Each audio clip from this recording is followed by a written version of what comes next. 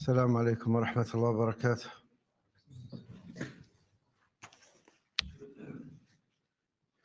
إن الحمد لله نحمده ونستعينه ونستغفره ونعوذ بالله من شرور أنفسنا ومن سيئات أعمالنا.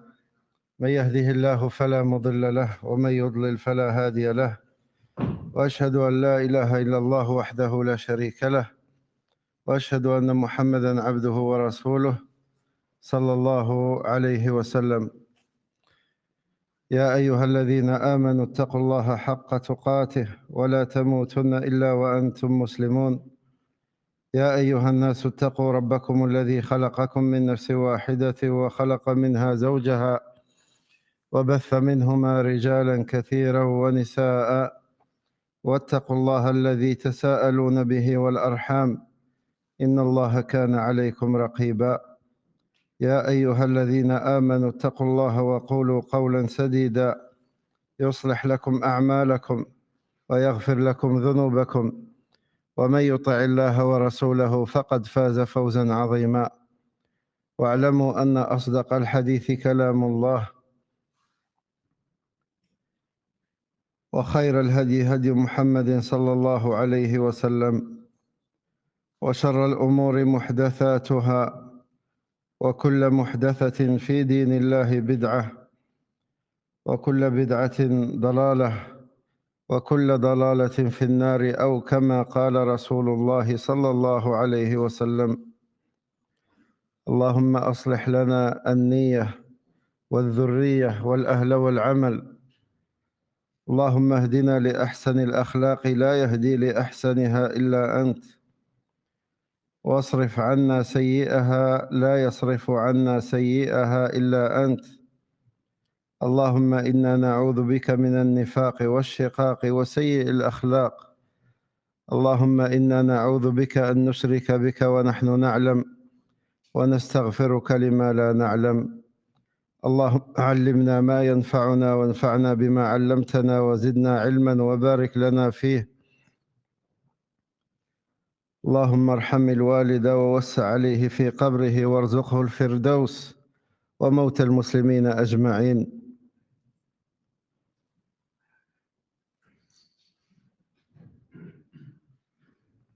لعلي أرجع بإذن الله عز وجل إلى كلام المصنف رحمه الله فيما يتعلق بالأخذ عن المبتدع لأهمية الموضوع. Donc, Inch'Allah, je reviens au chapitre concernant le fait de s'asseoir avec l'innovateur,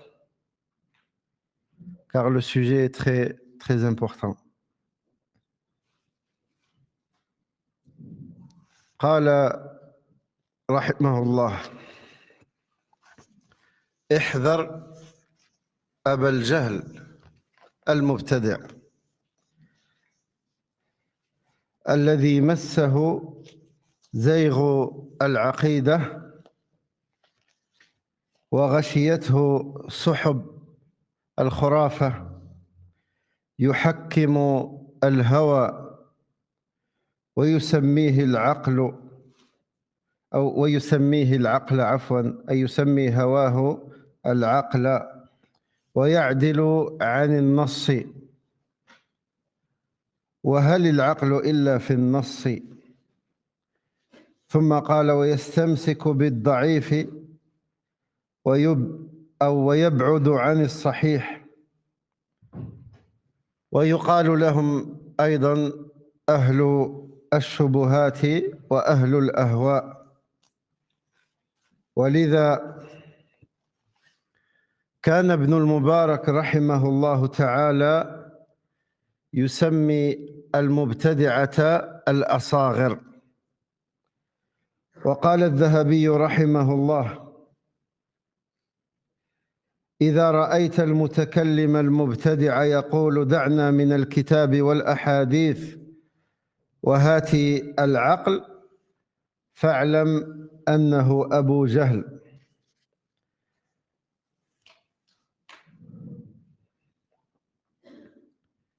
وإذا رأيت السالك التوحيدي يقول دعنا من النقل ومن العقل وهات الذوق والوجد فاعلم أنه إبليس قد ظهر بصورة بشر أو قد حل فيه. إن جبنت منه فاهرب، أي إذا خفت منه فاهرب، وإلا فاصرعه وابرك على صدره واقرأ عليه آية الكرسي واخنقه. وقال أيضا رحمه الله: وقرأت بخط الشيخ الموفق قال: سمعنا درسه أي ابن أبي عصرون مع أخي أبي عمر وانقطعنا، فسمعت أخي يقول دخلت عليه بعد فقال: لمن قطعتم عني؟ قلت: إن ناسا يقولون إنك أشعري. قال: والله ما أنا أشعري. هذا يعني بمعنى الحكاية.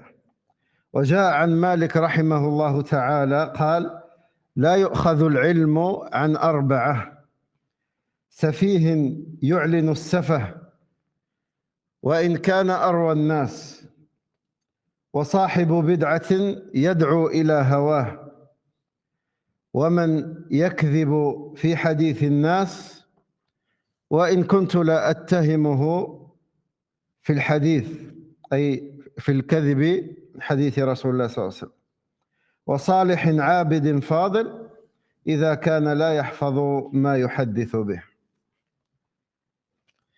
فيا أيها الطالب، إذا كنت في السعة أو في السعة والاختيار، فلا تأخذ عن مبتدع رافضي أو خارجي أو مرجئ أو قدري أو قبوري وغير ذلك، فإنك لن تبلغ مبلغ الرجال.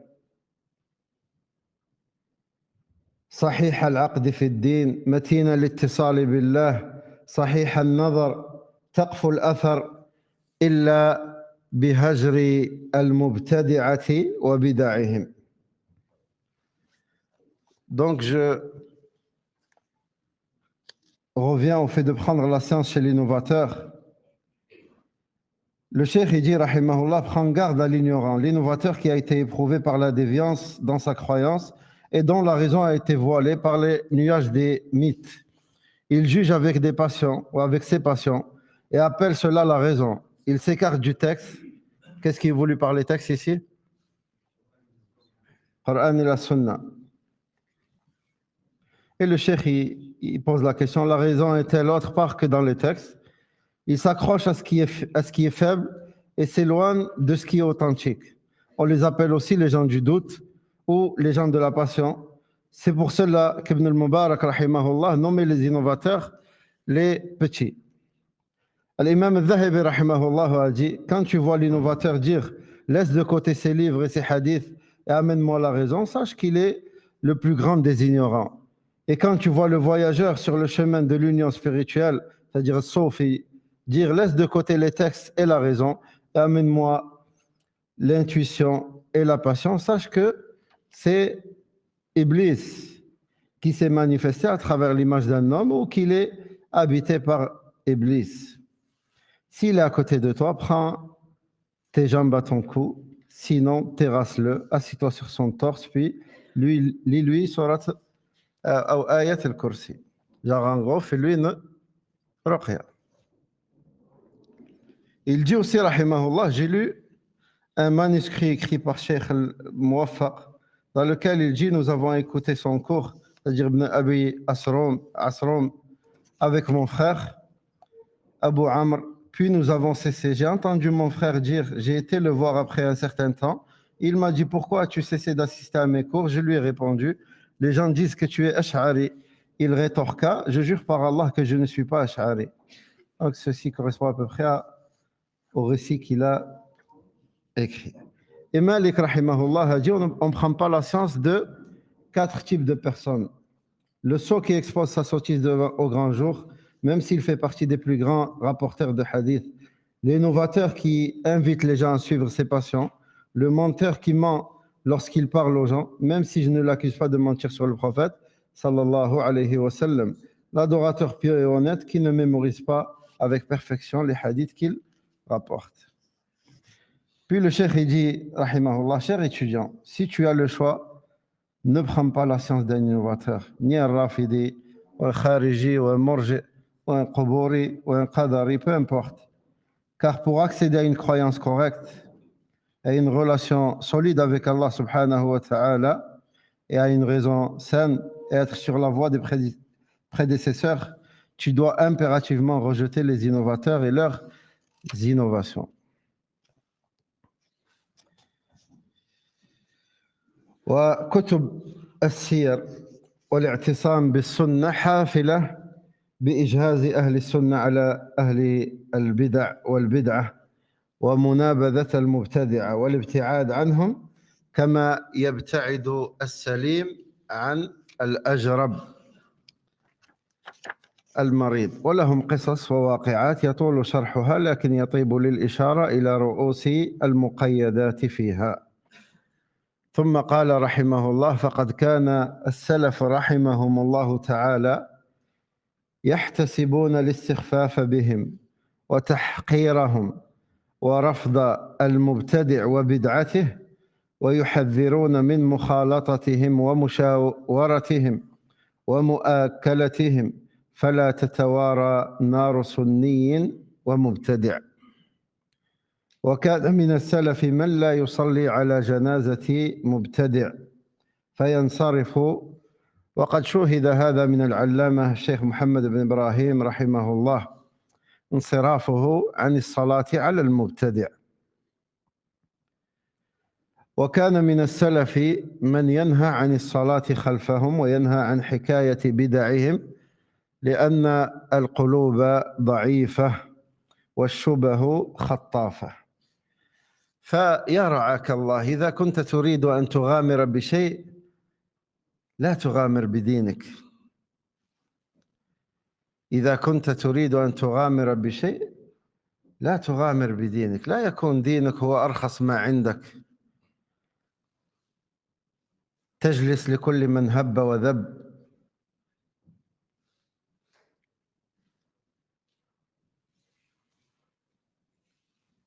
فهذا الدين سوف تحاسب عليه وتسأل عنه في قبرك ابتداء ثم يوم القيامة.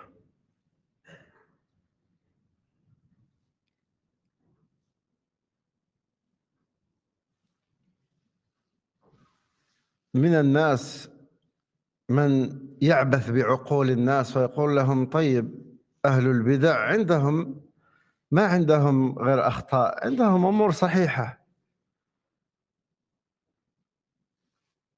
وهذا كما ذكرت لك الأسبوع الماضي شبيه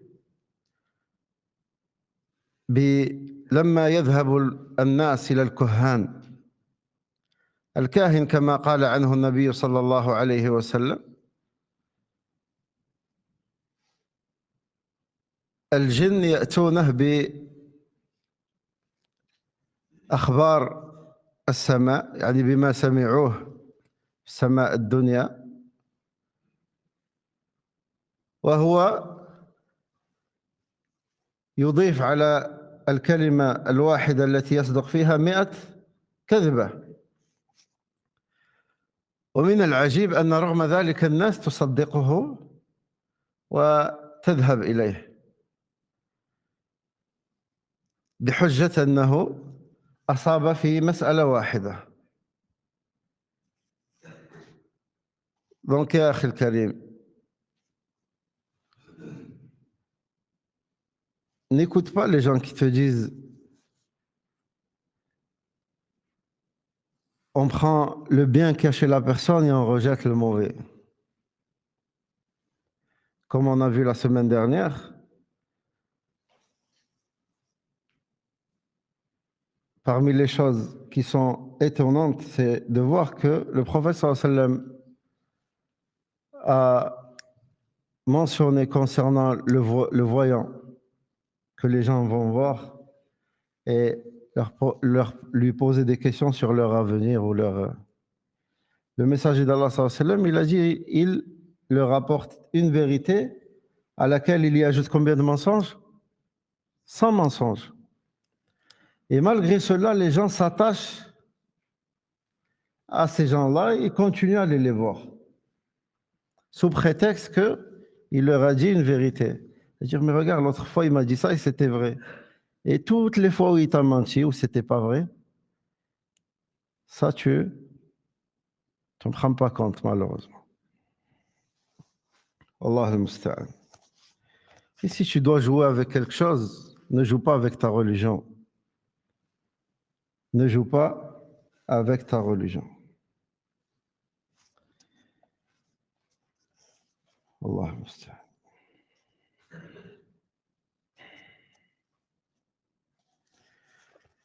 Et concernant ce qu'on avait vu la semaine dernière, il y avait une question concernant le fait que le savant a refusé de prier sur un innovateur. Vous vous rappelez? D'accord. D'après vous, pourquoi il a fait cela? Non. Pour donner une leçon aux autres, c'est-à-dire? Comment? Pour montrer qu'on boycotte l'innovateur. Ouais. Non. Pour montrer la gravité du péché. Non. Aussi. D'autres?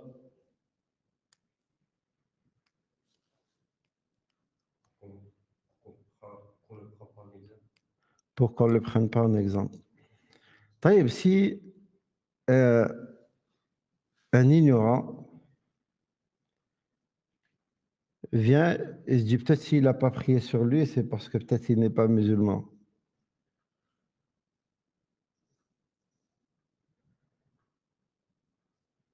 Il y a des gens qui peuvent penser ça, non? Taïb. L'innovation, tout comme le péché, certaines innovations font sortir de l'islam et d'autres non. D'accord? À la base, soit le prédicateur ou le savant, quand il refuse de prier sur quelqu'un, c'est pas forcément parce que la personne a mécru, c'est comme a dit le frère, ou vous avez tous dit, soit attirer l'intention aux gens afin qu'ils se posent la question, se demandent pourquoi. Et les gens de la masse vont dire pourquoi lui, il n'a pas prié sur lui. Ils vont se poser cette question, ils vont chercher.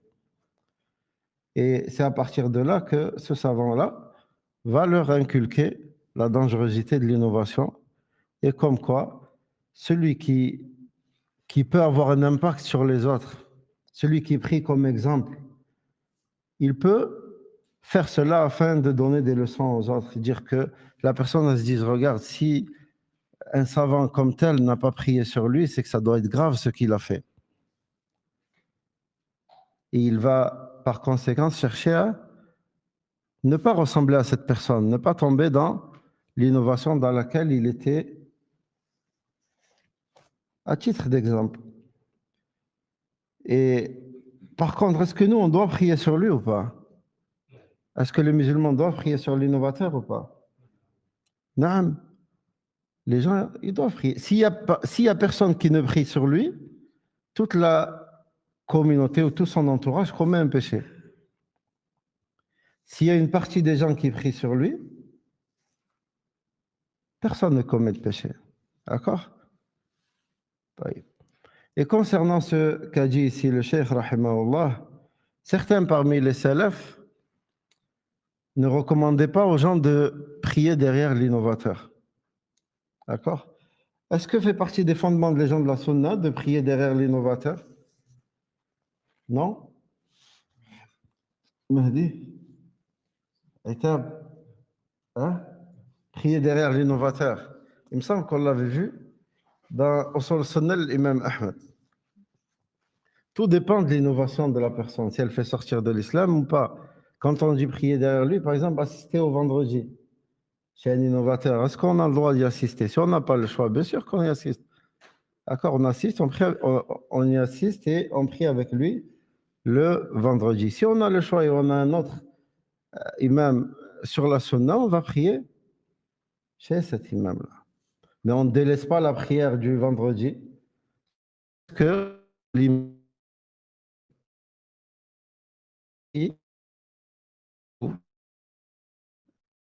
les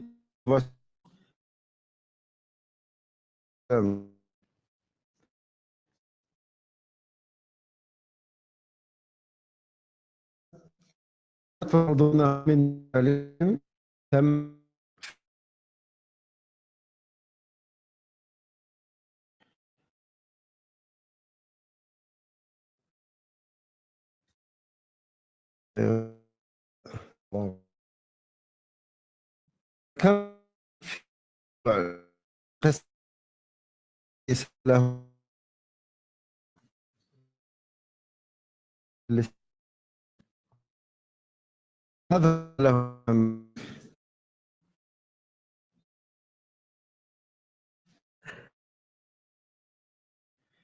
Hello Abou Moussa. J'ai un problème de son.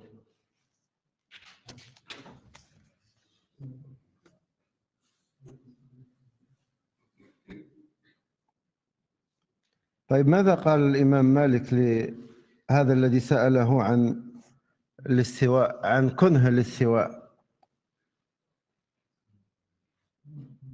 ها؟ أيوة، الاستواء معلوم عند من؟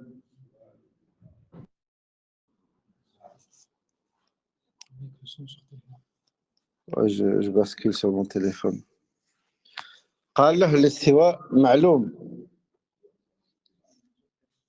والكنه أو الكيف مجهول، والإيمان به واجب، والسؤال عنه بدعة. ثم إيش قال؟ ما أراك إلا مبتدع فأخرجوه. Donc l'imam Malik, rahimahullah, quand un homme est venu le questionner concernant l'istiwa, qu'est-ce qu'il a fait cet imam? Hein? Jibril. Pardon? Ouais, l'homme l'a questionné sur l'istiwa. Mais l'imam Malik, comment il lui a répondu? Comment il lui a répondu? T'es un innovateur. Avant de dire que t'es un innovateur, il lui a dit quoi? Il a dit que l'istiwa, c'était quelque chose de connu chez les Arabes. Genre le terme istawa, c'est un terme connu chez les Arabes. On sait ce que ça veut dire. Et croire qu'Allah s'est établi sur son trône est une obligation. Et questionner sur le comment est une innovation. Après, il a dit quoi, l'imam Malik? Il a demandé à ce qu'on le sorte de l'assise. Certains aujourd'hui vont dire, ouais, vous êtes très très dur avec les innovateurs. On est dur à ce point? Vous trouvez que l'imam Malik ici a été dur avec lui quand il leur a dit, prenez-le et sortez-le de mon assise? Hein?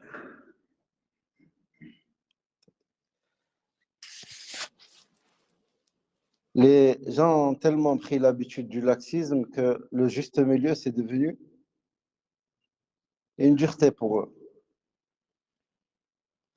Et par Allah, si vous lisez les récits des gens de la sunna concernant les gens des innovations, vous allez vous dire on est trop laxiste.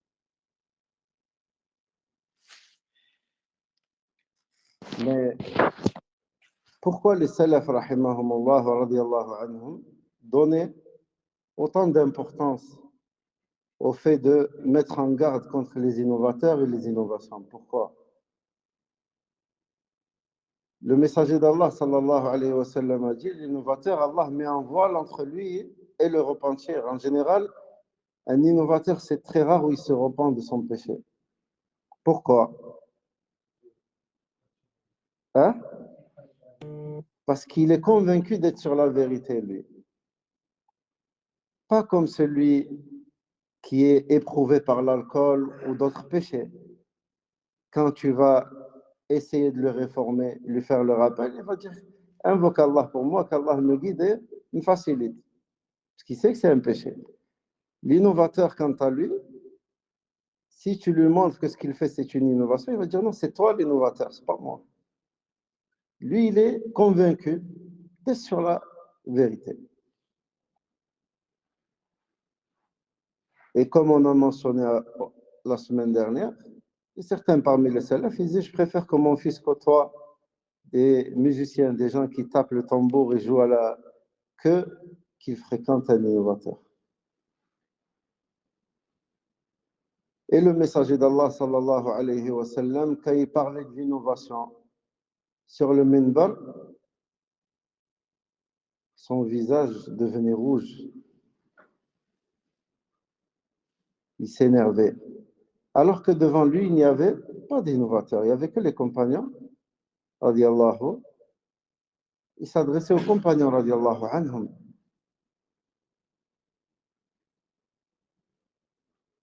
Et la femme qui est venue voir Aïcha, radiallahu anha, qui l'a questionné sur le fait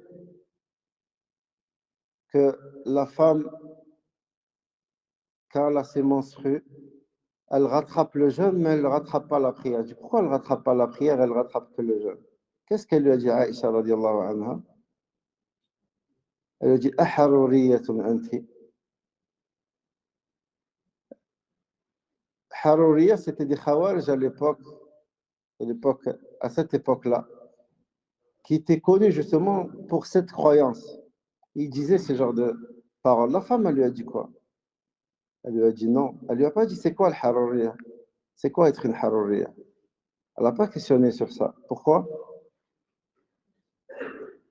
Hein? Safwan. Parce qu'elle savait ce que c'était. Et comment elle savait ce que c'était le haruriya? Les gens de comment elle savait? C'est parce que les gens de la sunna mettaient en garde contre ces gens-là. Elle ne sait pas que la femme, quand elle a ses menstrues, elle ne rattrape pas la prière, mais elle sait c'est quoi une haruriya. Donc ça fait partie de la guidée des salafs, de mettre en garde contre les gens de l'innovation. Et ça, Cheikh El-Karim, que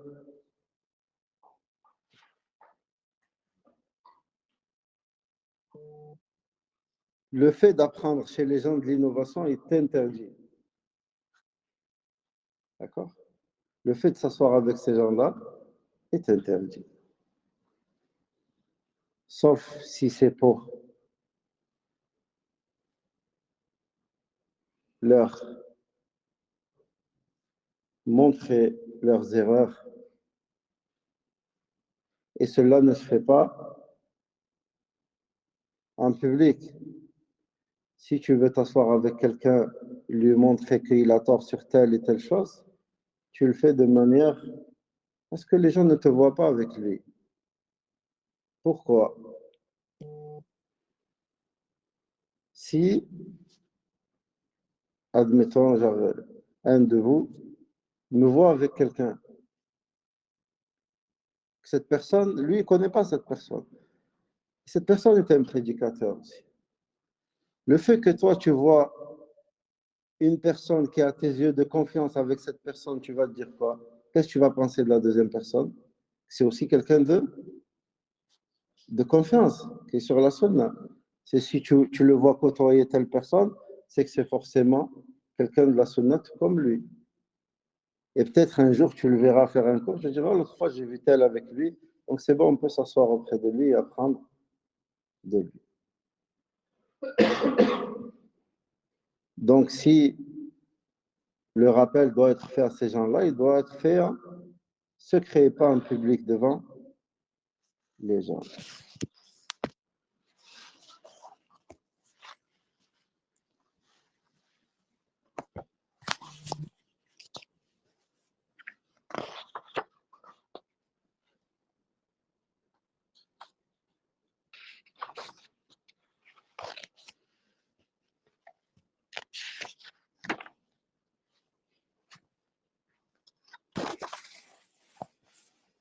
Il me semble qu'on s'est arrêté à la preuve, parmi les preuves concernant le fait de rester avec les gens de l'innovation. Le Cheikh, rahimahullah, avait mentionné la parole d'Allah, subhanahu wa ta'ala, dans Surat Al-An'am, où il dit وَإِذَا رَأَيْتَ الَّذِينَ يَخُوضُونَ فِي آيَاتِنَا فَأَعْرِضْ عَنْهُمْ حَتَّى يَخُوضُوا فِي حَدِيثٍ غَيْرِهِ. Donc Allah Azza wa Jalla a dit dans le sens du verset, quand tu vois ceux qui patautent dans des discussions à propos de nos versets, éloigne-toi d'eux jusqu'à ce qu'ils entament une autre discussion. Ce verset est une des preuves concernant le fait de s'asseoir devant les gens qui parlent sur Allah Azza wa Jal sans science et devant les innovateurs. قال عن سليمان بن يسار أن رجلا يقال له صبيغ قدم المدينة فجعل يسأل عن متشابه القرآن فأرسل إليه عمر رضي الله عنه وقد أعد له عراجين النخل فقال من أنت؟ قال أنا عبد الله صبيغ فأخذ عرجون من تلك العراجين فضربه حتى دم رأسه ثم تركه حتى برأ ثم عاد ثم تركه حتى برأ فدعي به ليعود فقال أي صبيغ قال إن كنت تريد قتلي فاقتلني قتلا جميلا فأذن له إلى أرضها وكتب إلى أبي موسى الأشعري باليمن لا يجالسه أحد من المسلمين وقيل أنه كان متهما برأي الخوارج. طيب سليمان بن يسار a rapporté qu'un homme nommé Sabir se rendit à Médine et se mit à demander aux gens la signification des versets à équivoque, al-mutashabih, par le Coran. Alors Omar, il lui avait préparé des rameaux de palmiers sèches et le fit demander ça, il l'a appelé. Omar lui dit, qui es-tu? L'homme lui répond, je suis Abdullah Sabir. Omar radiallahu anhu prit alors un des rameaux et le frappa jusqu'à ce que le sang coule de sa tête. Puis le laissa jusqu'à ce qu'il guérisse. Il recommença, puis le laissa jusqu'à ce qu'il guérisse. Peu de temps après, il le fit rappeler afin de recommencer. Et Sabir, il lui dit, si tu as l'intention de me tuer, alors tue-moi d'une mort honorable. Et donc Omar radiallahu anhu le laissa repartir. Puis Omar a écrit à Abu Musa al-Ash'ari, qui se trouvait au Yémen à cette époque-là, qu'aucun musulman ne s'assoit avec lui. Et je vous invite à lire l'histoire de ce Sabir complète. Il est rapporté ici que Omar radiallahu anhu, il a fait venir à lui, et Omar à cette époque c'était qui? Hein? C'était l'émir des croyants. C'était lui l'autorité. Donc il avait le droit de faire cela. C'est pas aujourd'hui tu te dis mais je connais quelqu'un, je vais lui faire la même chose. Non? Lui c'était l'autorité, c'était lui le gouverneur. Radiallahu anhu. Et c'est là la parole du messager d'Allah sallallahu alayhi wa sallam. Celui d'entre vous qui voit quelque chose de blâmable, qu'il la change avec sa main. Et on a vu auparavant que celui qui change avec la main, c'est qui? Le gouverneur. Et ici, c'est ce qu'il a fait. Radiallahu anhu warda. Taïb, et après cela, qu'est-ce qu'il a fait, Omar radiallahu anhu? Il a ordonné à Abu Moussa al-Ash'ari,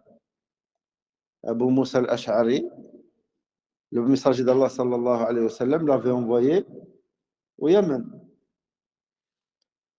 Il était un des gouverneurs au Yémen, juge et celui qui enseignait aux gens du Yémen la religion d'Allah, avec qui il avait envoyé Mu'ad radiallahu anhu. Donc Mu'ad, c'était le gouverneur sur une partie du Yémen et Abu Moussa al-Ash'ari sur l'autre partie. Qu'est-ce qu'il lui a dit, Omar radiallahu anhu, dans son écrit? Qu'aucun musulman ne s'assoit avec lui. Il est rapporté dans Siyar que même après qu'il s'est repenti de cela, personne ne l'approchait, personne ne s'assied avec lui. Je vous invite à lire sa biographie. Et puis le cheikh dit, on lui reprochait de suivre la vie des Khawarij. طيب. النووي رحمه الله قال في كتاب الأذكار باب التبري من أهل البدع والمعاصي، وذكر حديث أبي موسى رضي الله عنه أن رسول الله صلى الله عليه وسلم برئ من الصالقة والحالقة والشاقة، وعن ابن عمر براءته من القدرية رضي الله عنهما، أي عن عمر وابنه عبد الله بن عمر. ثم قال والأمر في هجر المبتدع ينبني على مراعاة المصالح وتكثيرها ودفع المفاسد وتقليلها، وعلى هذا تتنزل المشروعية من عدمها كما حرره شيخ الإسلام ابن تيمية رحمه الله تعالى في عدة مواضع. ثم قال والمبتدعة إما يكثرون ويظهرون أو إنما يكثرون ويظهرون إذا قل العلم وإذا قل أهل السنة، فإذا قل العلم انتشر إيش؟ الجهل. فيهم يقول شيخ الإسلام ابن تيمية رحمه الله تعالى فإن هذا الصنف يكثرون ويظهرون إذا كثرت الجاهلية وأهلها ولم يكن هناك من أهل العلم بالنبوة والمتابعة لها من يظهر أنوارها الماحية لظلمة الضلال ويكشف ما في خلافها من الإفك والشرك والمحال. فإذا اشتد ساعدك في العلم فاقمع المبتدع وبدعته بلسان الحجة والبيان. Donc l'imam al-Nawawi rahimahullah a dit dans son livre Al-Adhkar, chapitre désavouer les gens de l'innovation et de désobéissance. Alors, le fait de se désavouer de ces gens-là. Puis il a mentionné rahimahullah le hadith d'Abu Moussa rahimahullah. Le prophète sallallahu alayhi wa sallam a désavoué la femme qui pousse les lamentations funèbres à haute voix, ainsi que celle qui se rase la tête et celle qui déchire ses vêtements. On rapporte aussi qu'Ibn Umar s'est désavoué des Al-Qadariya. Donc l'obligation de boycotter les innovateurs repose sur le fait de prendre en considération al-masalih, genre les bienfaits, et les faire augmenter, de repousser les méfaits, ce qu'on appelle le mafasid, et de les faire diminuer. C'est sur cela qu'est basée la légitimité du boycott ou non, comme l'a démontré Cheikh l'Islam de Taymiyyah rahimahullah dans plusieurs passages dans ses livres. Donc les innovateurs apparaissent et se propagent lorsque la science diminue et que l'ignorance se propage.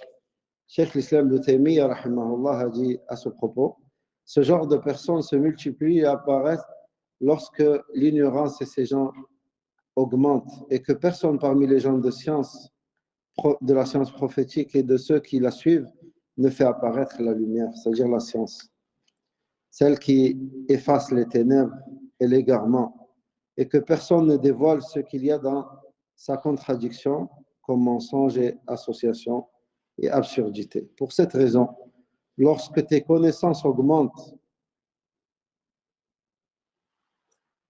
tu dois briser l'innovateur et son innovation par la parole avec les preuves claires, les preuves du Coran et la Sunna, et que la paix soit sur terre. Ici, lorsqu'il dit lorsque tes connaissances augmentent,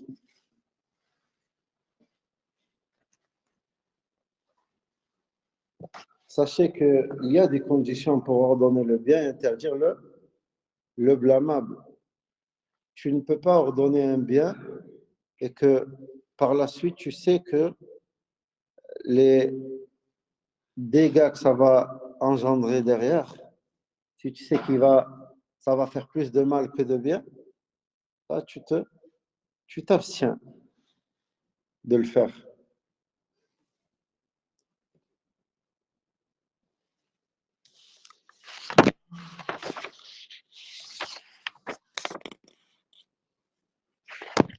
Donc, quel est le moyen légitime pour combattre l'innovation, selon vous?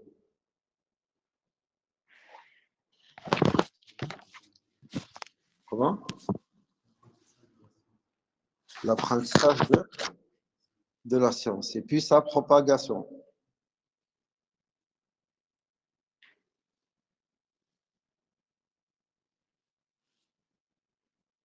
Est-ce que vous avez des questions?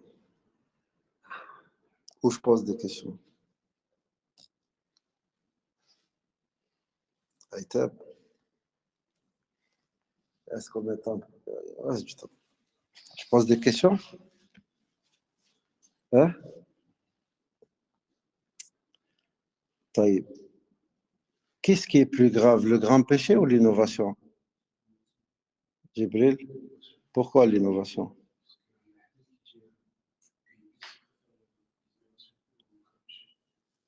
Ouais.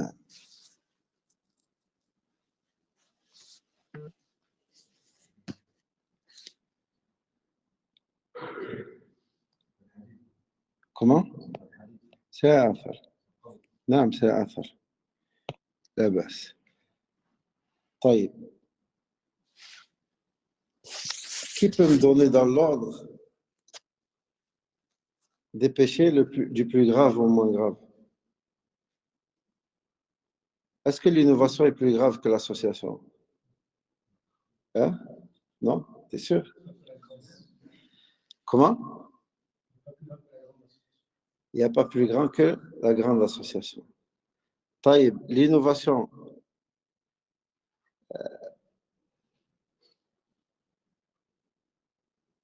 Est-ce qu'un salafi peut tomber dans l'innovation?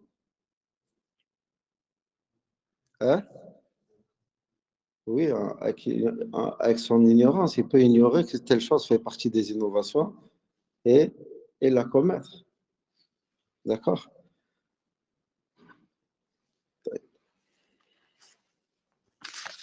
On passe au chapitre d'après ou vous avez des questions? Ou je continue à poser des questions? Hein?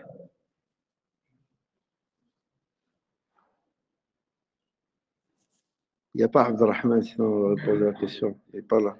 Ou Jamal, il est où Jamal?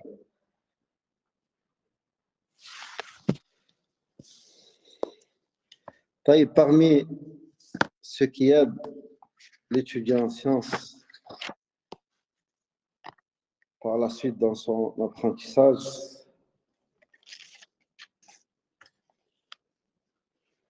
c'est le fait de bien choisir ses fréquentations. Tu dois fréquenter les gens qui te tirent vers le haut et non ceux qui vont t'empêcher d'avancer dans l'apprentissage de la science. Et ici, le cheikh, comme on a vu au début du livre, il parle de la parure, genre le comportement que doit adopter l'étudiant en sciences. Et tout musulman est un étudiant en sciences. C'est soit tu demandes la science, soit tu demandes. Soit tu es un demandeur de science ou tu es un ignorant, tu veux rester dans l'ignorance, l'un ou l'autre. Que tu apprennes A, B, C, D ou Surat al-Baqarah, tu es un étudiant. Quand je dis A, B, C, D, je parle en arabe. Alif, Ba, Ta. D'accord? Tu es un étudiant. Mais pas au même, pas le même niveau aussi, c'est le même niveau. Oh ben. Le chef mentionne, donc on va prendre le chapitre numéro 4. Il dit Ihdar qarina as-su. Prends garde au mauvais compagnon. Sache que le mauvais comportement se transmet, tout comme l'enfant hérite des traits de caractère de ses ascendants. Non seulement la personnalité se transmet et les tempéraments se copient, mais aussi les gens sont comme des essaim de pigeons enclins à se ressembler les uns aux autres. Est-ce que vous savez que même l'animal peut avoir un impact sur le comportement de l'homme? Hein? C'est qu'il y a du... Donne-nous un exemple. Quand un musulman, il a un chien, son comportement est bizarre. Son enfant, je veux pas un exemple de ta tête, je veux du hadith du prophète sallallahu alayhi wa sallam. Ou... Hein? Donc, est-ce que l'homme ou l'humain peut être impacté par le comportement des animaux? Oui ou non? Hein? Oui, mais tu n'as pas d'exemple. Comment? Oui? La preuve? les animaux, par exemple, C'est une preuve. La preuve, elle vient d'où? Attends, je répète. Est-ce que l'homme peut être impacté par le comportement des animaux ou pas?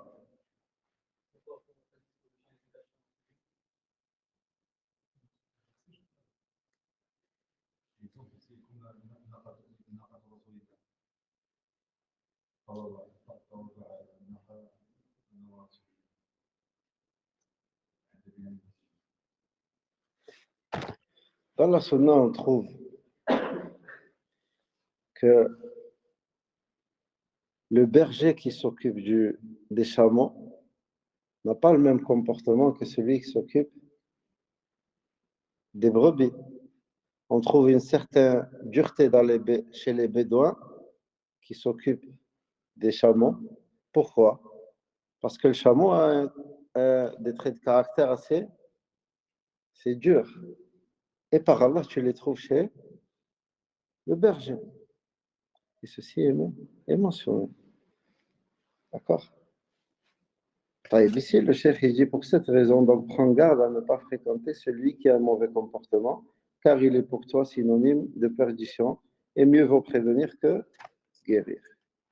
Donc, si l'animal il peut avoir un impact sur ton comportement, qu'en est-il de l'homme que tu fréquentes tous les jours, tes amis proches? Hein?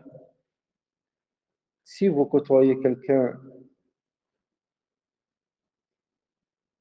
qui a un mauvais comportement, tôt ou tard, vous allez prendre de ses traits de caractère. Vous allez devenir comme lui. Que vous le veuillez ou pas, sans même vous rendre compte. Peut-être avec le temps, un jour, tu verras le changement. Tiens, regarde comment je deviens, c'est pas bien. Tu verras le changement. Ou pas. Ou pas. Le prophète sallam nous a ordonné de côtoyer les gens du bien et s'éloigner des gens mauvais. Il avait donné l'exemple, sallallahu alayhi wa sallam, du vendeur Le musc de parfum et le forgeron. Le vendeur de musc, il l'a comparé à qui, sallallahu alayhi wa sallam? Mauvaise personne. Hein? Aux bonnes personnes. Taïb, le vendeur du musc, au minimum, qu'est-ce qu'il va t'apporter? Hein? Au minimum, tu vas sentir le parfum. Va te faire sentir une bonne odeur. Et en général, même quand vous partez chez les vendeurs de parfums, ils t'offrent des échantillons. C'est même pas tu sens, parce qu'il y a un échantillon afin de t'inciter à revenir et acheter chez lui. Quand tu pars chez le forgeron, qu'est-ce qui se passe? Au minimum, hein? Il a mahrakti al-hawaïj, hein? Au minimum, tu vas sentir mauvais. Au minimum. Sinon, il va te brûler tes habits. Tu vas te retrouver avec plein de trous dans tes habits. Ben, c'est pareil. Celui qui a le mauvais comportement, au minimum, tu vas subir son mauvais comportement. Parce que s'il l'a, il l'aura forcément même avec toi. D'accord? Et sinon, tu vas prendre quoi sinon? Son mauvais comportement. Tu vas petit à petit devenir comme lui, sans te rendre compte. Donc le cheikh, il dit, choisis les compagnons et les amis qui t'aident dans tes études, qui t'aident à te rapprocher de ton Seigneur et qui se joignent à ta mission et à ton objectif honorable. Sache que la meilleure façon de classifier les amis est la suivante. En premier, le cheikh, il a mis l'ami profiteur, qui profite d'une chose que tu possèdes. L'ami frivole, qui ne cherche que les frivolités et les plaisirs mondains. Et l'ami vertueux. La séparation avec les deux premiers a lieu lorsque le motif de l'amitié disparaît. Le bénéfice pour le premier et le plaisir pour le second. Quant au troisième, c'est un ami sincère. On peut compter sur lui et lui faire confiance. L'origine de cette amitié est que chacun d'entre eux a la forte conviction que l'autre est quelqu'un de vertueux. Cet ami vertueux est une perle rare, très difficile à trouver.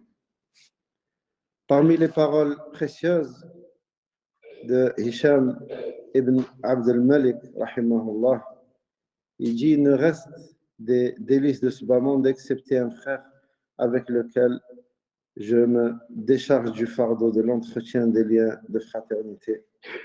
Et puis le traducteur dit, car cette fraternité est très solide. Fin de citation. Et parmi les paroles originales qui convient de noter, l'isolement sans la science est une erreur et sans l'ascétisme, c'est une faute.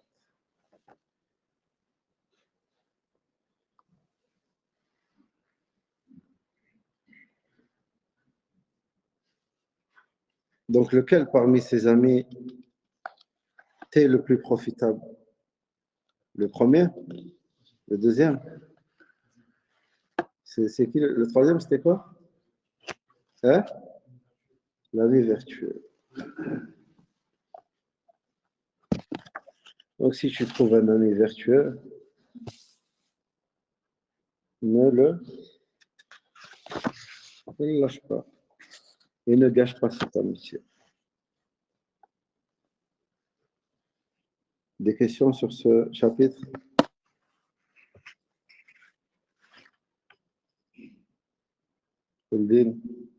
Non?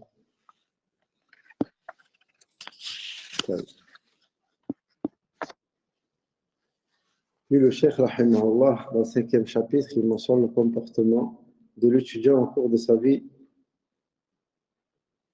d'étudiant. Une ambition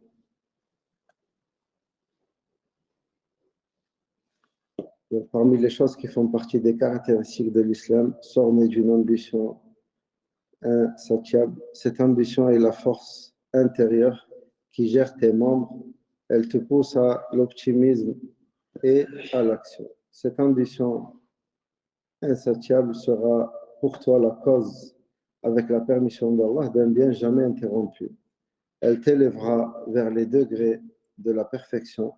Elle fera couler dans tes veines le sang de la noblesse d'une âme intrépide. Tu te dépasseras avec aisance dans les champs des assises de science et la mise en application. Tu seras facilité. Alors les gens ne pourront t'apercevoir autre part que debout aux portes des choses vertueuses, où ils te dirigent vers les choses importantes. Cette grande ambition éloignera de toi les espoirs vains et les actions absurdes. Elle te débarrassera également de l'avilissement, de l'humiliation et de la flatterie. L'ambition démesurée est la cause d'un cœur fort que les alias de la vie n'intimident pas. À l'inverse, chez celui qui elle fait défaut, celui chez qui elle fait défaut est lâche, manque d'audace, et ses membres sont liés par l'incapacité et la faiblesse. Fais très attention à ne pas confondre l'ambition démesurée avec l'orgueil. La différence entre les deux est aussi grande que l'espace entre le ciel qui fait revenir la pluie et la terre qui se fond. L'ambition sans borne est la parure des héritiers des prophètes, alayhim salatu wassalam, alors que l'orgueil est le mal de ceux qui sont atteints de la maladie des tyrans misérables. Est-ce que l'orgueil est un bon comportement pour l'étudiant en sciences? C'est quoi l'orgueil? Le prophète sallam a décrit l'orgueil, il a dit que c'était hein? Tu te rappelles plus? Djibril? Rejeter la vérité et mépriser le gens. D'accord.